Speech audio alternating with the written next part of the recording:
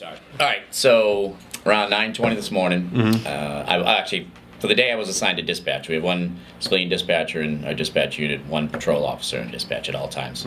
I was assigned to the dispatch desk. These officers were out in cruisers. 9:20, the E911 system, which is enhanced 911, the more updated version of 911, a very strange ping noise had come in, which drew my attention. It wasn't a usual like hang-up call or regular phone call, so drew my attention to the 911 screen, and it was a SMS text message, which I had never had one of those before. The first time I had seen one. Right. So you can't answer those in the same fashion. You have to actually, you can't pick up the phone. You have to actually go into the screen, like a standard Windows menu, drop down, answer, and then you can type in a response message. Yeah. The message the person had sent, they didn't give a name, but they gave their address. So knew right away that it was a suicidal party.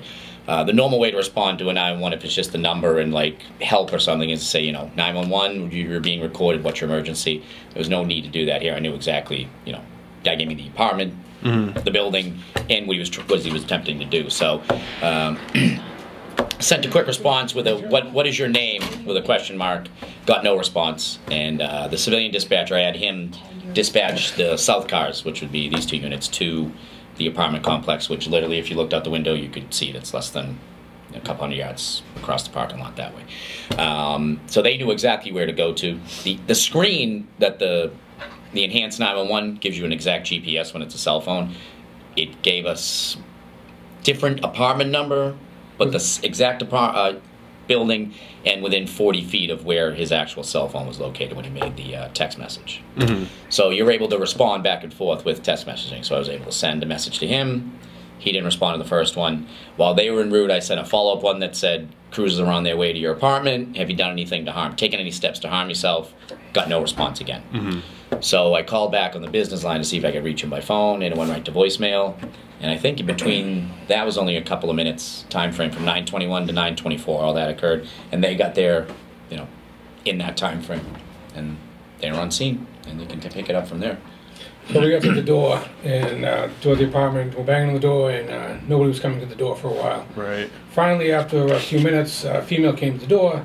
We asked her if everything was okay, if she had contacted the police, and she said no. She had no idea why we were there. So we asked her, she let us into the apartment. We asked her if there was anybody else home. She said her brother was in the back bedroom answering. So we were able to contact the station and verify his phone with the phone number that came in on the 911. Right. And it came back, and then we talked to her, and she checked to verify what his phone number was, and it was a match. So we felt pretty confident that he was in the room, even though he wasn't answering. So at that point, we breached the door and went into the room. And then once we got in there, we kind of worked in. It was like kind of behind us, the closet, and the sister noticed him first. He was unconscious, but had a pulse. And he started coming about a little more. He was breathing. So by the time the fire department got there, he started coming about a little bit, fluttering his eyes, and still in and out of consciousness. And what do you think, so today obviously is like a happy day. What do you think are some other emergencies you think where like a text could help? I mean, I cover cops and crime a lot, and the thing that jumps to me is like if silent calls, domestic, home invasion, yeah, anything where locking you yourself in a closet, contact. you can't speak, you're afraid to speak. If you need to call 911, you don't want to be heard. An abduction, yeah, type of thing like that. Those jumped out to me as like, because there's some scary stuff that goes on, and For sure. You don't want to be heard. If you're hiding or you don't want to be heard, then you can easily just text 911. And just Plus, it's just the way younger people respond nowadays. You have a whole generation that doesn't ever take or receive a phone call. Right. So their natural inclination is, they're already going to have 911 saved in their phone. They'd rather just send a text message. Right.